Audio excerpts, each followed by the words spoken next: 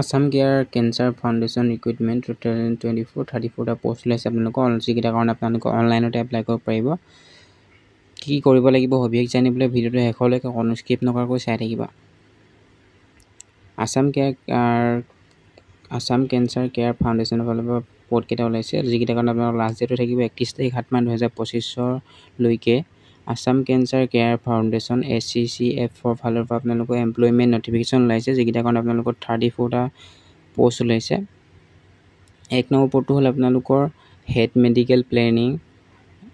and অপাৰেশ্যনৰ post ওলাইছে আপোনালোকৰ এটা আৰু এই কাৰণে আপোনালোকৰ এডুকেশ্যনেল কোৱালিফিকেশ্যন বা শৈক্ষিক অৰ্হতাটো আপোনালোকক বিচাৰিছে MBBS PG ডিগ্ৰী কৰা হ'ব লাগিব নহলে MHA MBA hospital and health care from a recognized institute by NMC তাৰ পৰা আপোনালোকে কৰা হ'ব লাগিব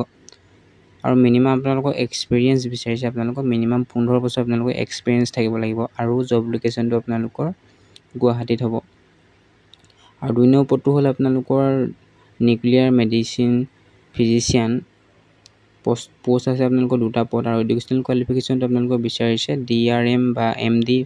বা DNM ইন নিউক্লিয়াৰ মেডিচিনত কৰা হ'ব লাগিব আৰু জব লোকেশ্যনটো আপোনালোকৰ ডিব্ৰুগড় আৰু বৰপেটাত হ'ব 3 নম্বৰ পদটো হ'ল আপোনালোকৰ মেডিকেল অনকোলজিষ্ট যিটো কাৰণে আপোনালোকৰ পোষ্ট ওলাইছে 4টা পোষ্ট আৰু এডুকেশ্যনেল কোৱালিফিকেশ্যন বা শৈক্ষিক অৰ্হতাটো আপোনালোকক বিচাৰিছে DM বা DRNB ফেলোশ্বিপ ইন মেডিকেল অনকোলজিত কৰা হ'ব লাগিব জব লোকেশ্যনটো আপোনালোকৰ ডিব্ৰুগড় শিলচৰ বৰপেটা আৰু যোৰহাটত হ'ব 4 নম্বৰ পদটো হ'ল আপোনালোকৰ ৰেডিয়েশ্যন অনকোলজিষ্ট পোষ্ট আছে আপোনালোকৰ 4টা পদ আৰু এডুকেশ্যনেল কোৱালিফিকেশ্যনটো আপোনালোকক বিচাৰিছে MD বা DNB ইন ৰেডিয়েশ্যন অনকোলজিত কৰা হ'ব লাগিব আৰু জব লোকেশ্যনটো আপোনালোকৰ তেজপুৰ কোকৰাঝাৰ ডিব্ৰুগড় এণ্ড দৰঙত হ'ব 5 নম্বৰ পদটো হ'ল আপোনালোকৰ চাৰ্জিকেল অনকোলজিষ্ট পদৰ বাবে যিকেইটা কাৰণে আপোনালোকৰ 3টা পদ আছে এডুকেশ্যনেল কোৱালিফিকেশ্যন বা শৈক্ষিক অৰ্হতাটো আপোনালোকক বিচাৰিছে MCS অৰ DRNB চাৰ্জিকেল অনকোলজি কৰা হ'ব লাগিব 6 নম্বৰ পদটো হ'ল আপোনালোকৰ সিনিয়ৰ ৰেচিডেণ্ট চাৰ্জিকেল অনকোলজি পদৰ বাবে আপোনালোকৰ এডুকেশ্যনেল কোৱালিফিকেশ্যন বিচাৰিছে MS বা DNB চাৰ্জাৰী কৰা হ'ব লাগিব 7 নম্বৰ পদটো হ'ল আপোনালোকৰ মেডিকেল অনকোলজি পদ আছে আপোনালোকৰ 4টা পদ আৰু এইটো কাৰণে আপোনালোকৰ এডুকেশ্যনেল কোৱালিফিকেশ্যন বিচাৰিছে MS বা DNB মেডিচিনত কৰা হ'ব লাগিব জব লোকেশ্যনটো আপোনালোকৰ ডিব্ৰুগড় শিলচৰ বৰপেটা আৰু গুৱাহাটীত থাকিব 8 নম্বৰ পদটো আছে আপোনালোকৰ এনেস্থেটিষ্ট কাম ইন্টেনসিভিষ্ট 4টা পদ আছে আৰু এডুকেশ্যনেল কোৱালিফিকেশ্যনটো বিচাৰিছে আপোনালোকৰ MD বা DNB কৰা হ'ব লাগিব 9 নম্বৰ পদটো হ'ল আপোনালোকৰ ৰেডিঅ'লজিষ্ট পদৰ বাবে যিকেইটা কাৰণে আপোনালোকৰ শৈক্ষিক অৰ্হতাটো আপোনালোকক বিচাৰিছে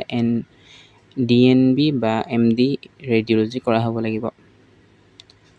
10 নম্বৰ পদটো হ'ল আপোনালোকৰ পেলিয়েটিভ কেয়াৰ 5টা পদ আছে এডুকেশ্যনেল কোৱালিফিকেশ্যনটো আপোনালোকৰ MD পেলিয়েটিভ কেয়াৰ বা ফেলোশ্বিপ ট্ৰেইনিং ইন পেলিয়েটিভ কেয়াৰত কৰা হ'ব লাগিব আৰু হেনেকৈ আপোনালোকৰ 11 নম্বৰ পদটো হ'ল আপোনালোকৰ senior resident consultant হেমাটো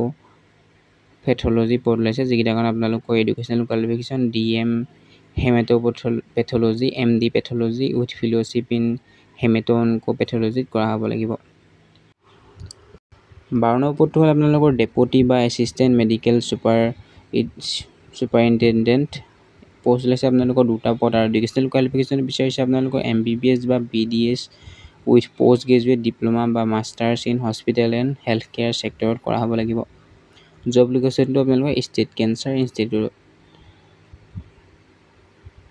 important date কেইটা জানি থওক ষ্টাৰ্টিং ডেট হৈছে আপোনালোকৰ 20 জুলাই 2025 পৰা আৰু লাষ্ট ডেট থাকিব আপোনালোকৰ 31 জুলাই 2025 পৰ্যন্ত ধন্যবাদ জয় অসম